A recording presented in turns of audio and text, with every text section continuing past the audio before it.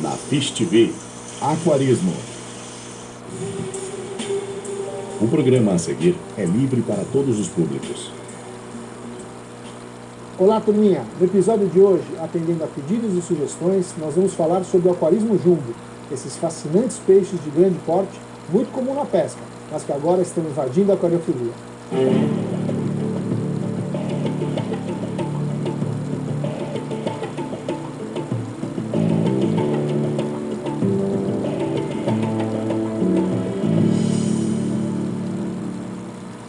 Estou hoje aqui na Zona Norte de São Paulo, na casa do Renato Monterani, que é aquarista há mais de 30 anos, só que hoje ele é especialista no aquarismo jumbo. Renato, obrigado por me receber na sua casa.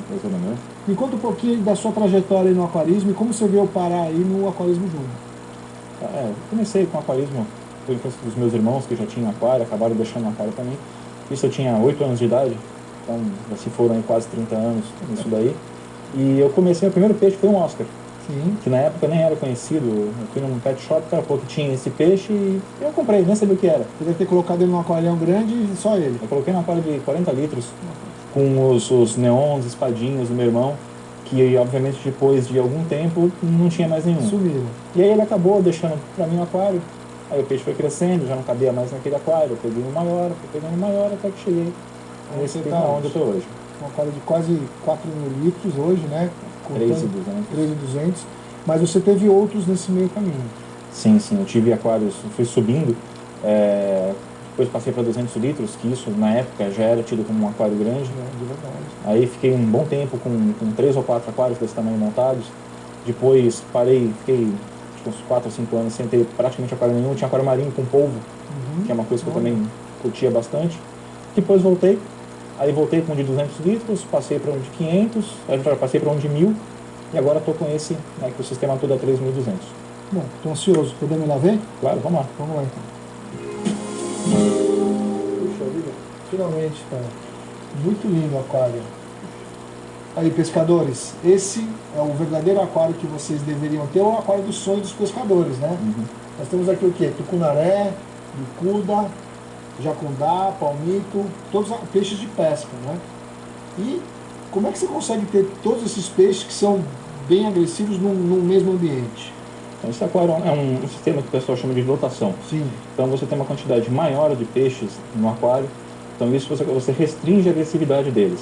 Talvez por eles estarem todos juntos é que eles não são tão agressivos. Sim, animais que normalmente, se você deixar assim, em menor quantidade, você tem problema de briga, até de morte, quando você coloca mais indivíduos juntos, você elimina essa agressividade.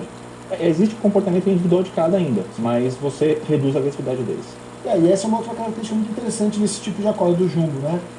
Enquanto num aquário plantado você tem 150 neons e é impossível você distinguir e dar nome para os neons, aqui cada um, apesar de ser da mesma espécie, tem comportamentos diferentes, né? E você sabe exatamente, tem um modus operandi aí diferenciado de cada um, né? Me fala um pouquinho sobre isso. Então, é outra coisa que é interessante, que o pessoal olha esse aquário com tantos peixes assim e acha que você, não, é impossível você reconhecer cada um e tratar de cada um. Não, eu conheço cada um dos meus peixes, eu sei o jeito que cada um come, o que prefere comer, e quando eu vou alimentar ou mexer no aquário, eu sei exatamente o que cada um está fazendo e o que cada um precisa estar comendo. Tem algum exemplo assim de um você alimenta de um jeito, outro de outro? Tenho sim. Eu tenho 3 palmitos aqui nesse aquário, né? Um macho e 2 fêmeas. A fêmea maior, ela come quando eu uso uma pinça para levar o filé de peixe até ela. Os outros 2, eles comem com uma vareta. E se eu tento fazer diferente, eles não aceitam a comida. Eles fogem com medo. E é uma característica que a gente não pode fugir, né? O aquário jumbo, não dá para você ter uma aroanã dessa num aquário de 200 litros, muito menos essa quantidade de peixes num aquário pequeno. Me fala sobre esse seu display aqui, essa sua estrutura toda. Esse aquário é um aquário de 2.200 litros, então ele tem 2,5 metros de comprimento, 1,10 de largura e 80 de altura.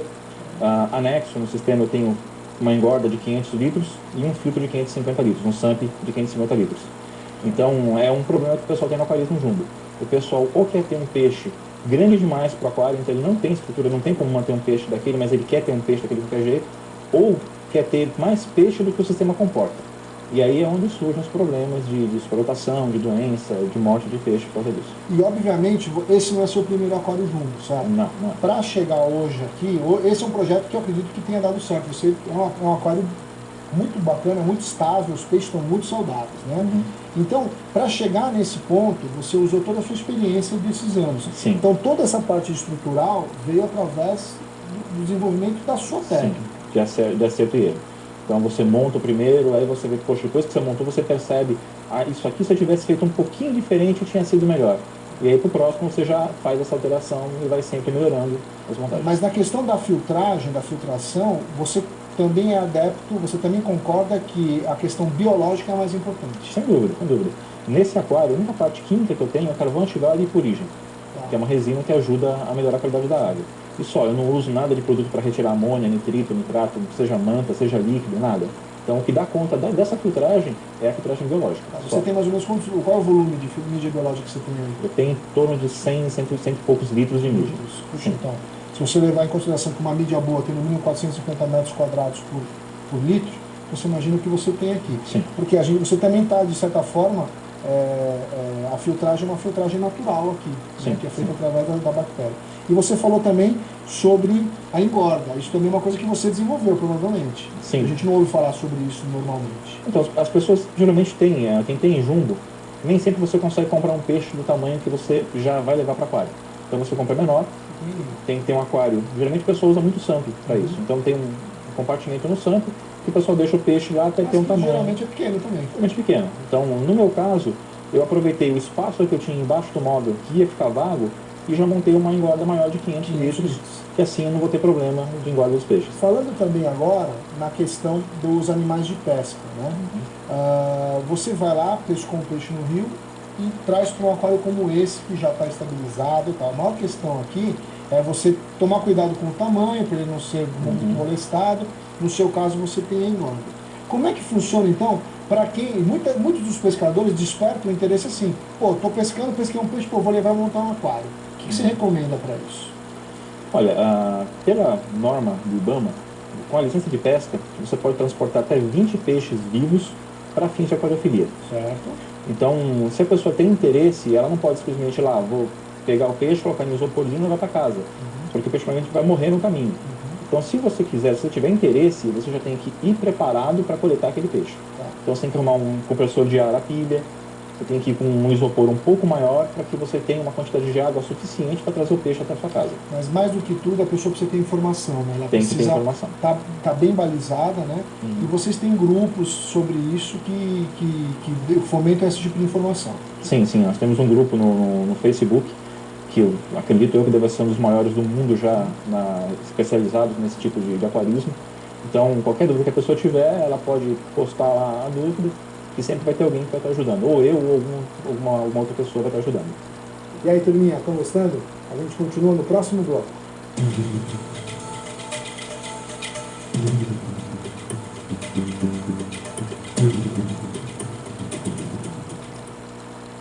Continue assistindo Aquarismo na Fish TV.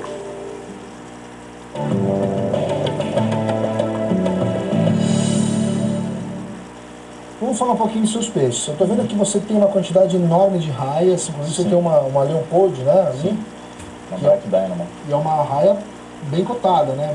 O pessoal quer muito ter essa raia. Sim, hoje em dia eu acho que a raia mais procurada no mundo inteiro. Quantas raias você tem? Você tem ideia? Eu tenho 11 raias. 11 raias? Sim. Tá. Você também tem cascudos. Tem uns 15 cascudos, que aliás é uma coisa interessante, que existe uma lenda que o pessoal diz que você não consegue ter arraias com cascudo. Pois é, eu já ouvi falar. Sim, muita gente fala isso aí, mas na verdade é que muita gente, infelizmente ainda hoje, acha que cascudo é lixeira. Sim. Então você vai ter um cascudo no aquário e vai ter que limpar teu aquário. E não, o cascudo é mais um peixe no aquário.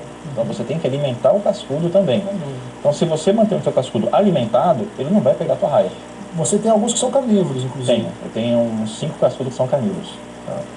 Vamos falar sobre os peixes de pesca. Obviamente os tucunarés, que são aqui, acho que do seu aquário, as unanimidades, né? Sim. Você tem quantos? Tem 4 4 tucunarés. tucunarés. E tem um bem grandão aqui.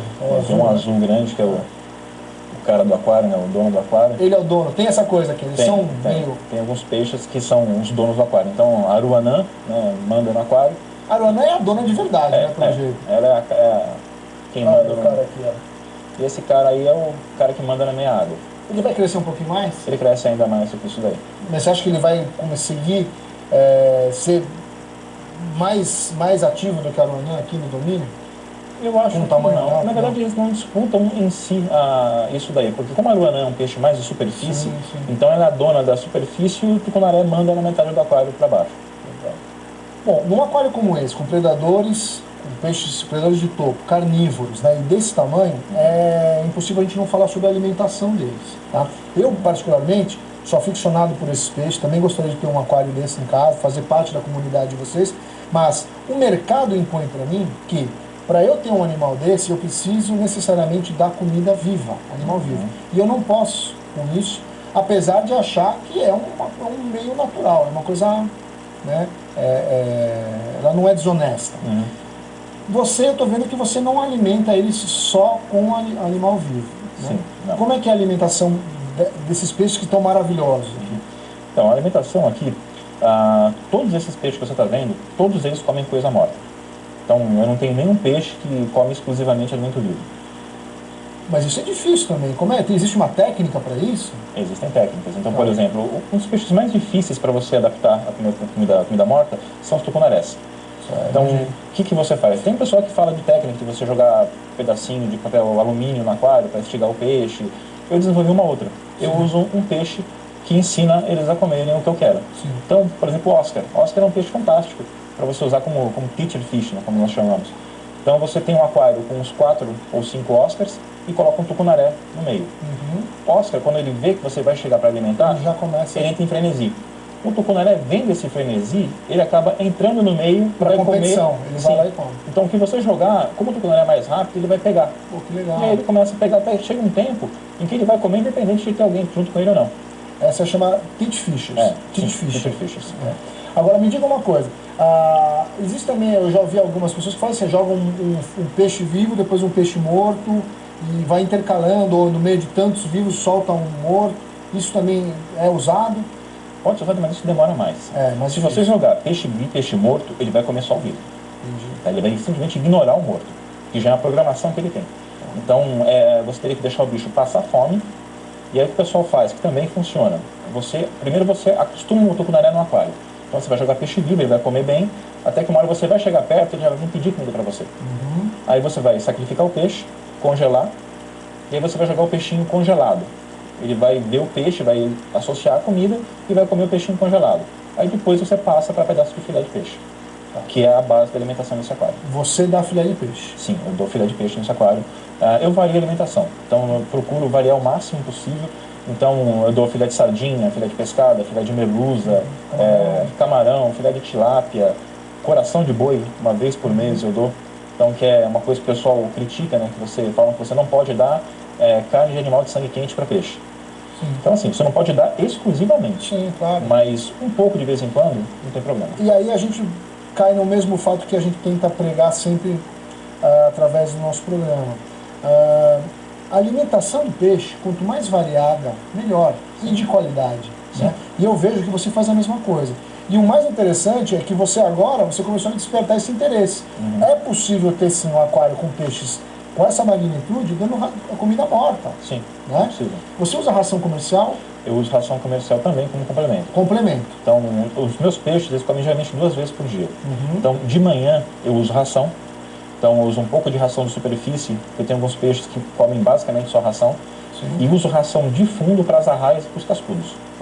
Então, isso de manhã e à noite eles comem filé. Renato, vamos falar um pouquinho sobre a qualidade da água. O seu aquário me surpreende, porque é um aquário gigantesco, lotado de peixes carnívoros, e a água está perfeita. Né? Me fala sobre os parâmetros de água de um aquário júnior.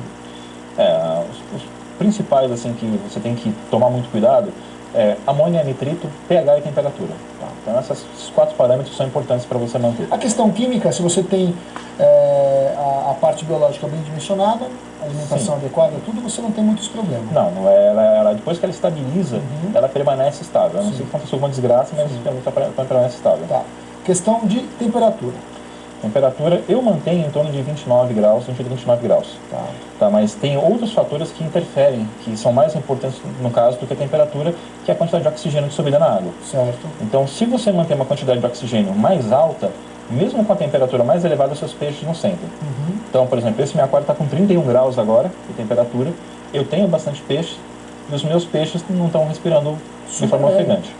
Então, tem alguns peixes que você percebe que eles que sentem mais. São os indicadores. São os indicadores. Então, por exemplo, você tem o tucunaré, é um peixe que é um indicador. Ele se faltar um pouco de oxigênio na água, ele começa já a respirar ofegante.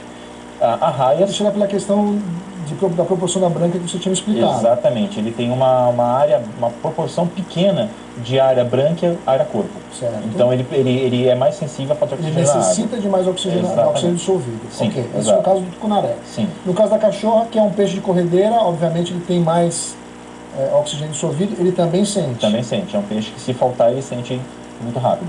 E é o sintoma igual de um aquário ornamental normal. Eles vão boquejando, começam a ofegar, ficam mais ofegantes e depois começam a boquejar. Exatamente. E as arraias? As arraias também. A arraia é o peixe mais sensível que você pode ter no aquário.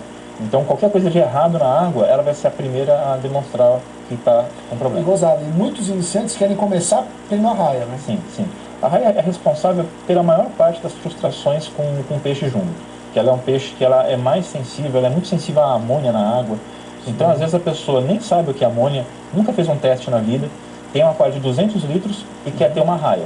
Quer ter uma motoro, por exemplo, que é uma espécie que fica com um porte enorme, é um bicho muito grande, e que vai produzir muita amônia. Então, a pessoa compra essa arraia, coloca no aquário, de repente o aquário não está estabilizado, o bicho vive uma semana e morre. Ou bota um filtrinho qualquer. Ou bota um filtrinho qualquer, vai manter durante 1 mês, 2 meses, até que uma hora o aquário explode e o bicho acaba morrendo. Pescadores, não saiam daí. A gente volta no próximo bloco, hein? Eu quero ver todo mundo com o aquário jumbo em casa.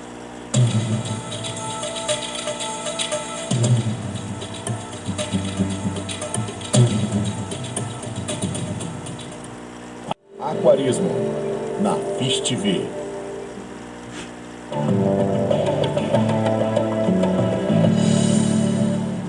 Mas essa questão que você falou dos testes é interessante pela questão do pH também.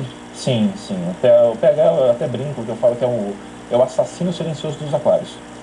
Porque o jumbo, ele tolera muito erro. Sim. Então a pessoa monta o aquário e fala, pH não importa, deixa. E aí esse pH começa a baixar. Despencar naturalmente. E existe um outro problema do pessoal não querer investir em testes químicos de qualidade. Acaba comprando um teste barato, que geralmente tem uma escala que vai até 6, 6.2. Quando baixa desse pH... Está 4, 5 e ele acha que está 6.2. Exatamente. Então, o teu pH está 4 e está marcando 6.2. E esse pH muito baixo para alguns peixes começa a causar lesões fisiológicas. Até que uma hora o peixe para de funcionar e morre. Por isso que acontece do peixe jumbo morrer da noite para o dia. Na verdade, ele vem sofrendo com isso há muito tempo, é isso? Exatamente. O peixe já está ruim, só que ele continua comendo. Então ele não está manifestando aquilo claramente para você. Os sintomas são difíceis, né, de serem possíveis. Exatamente. Aí quando a pessoa vai se dar por conta, o bicho já está em falência de órgãos. Então é importante que a pessoa ou invista num pegamento digital, ou então em testes de qualidade. Testes químicos de qualidade. Exatamente. Isso a gente sempre solicita realmente. Renato, eu também percebi que você tem aqui um pHmetro digital e um medidor de RP, que não é comum isso, né? Baseado nisso que você está me falando, como é que funciona? Porque manter esse aquário com tamponamento é complicado. É bem complicado. Como é que funciona esse teu sistema? Então, esse sistema é importado, né? Infelizmente a gente não tem uma marca brasileira que forneça, que faça esse equipamento. O que ele faz basicamente ele controla a quantidade de oxigênio subido na água.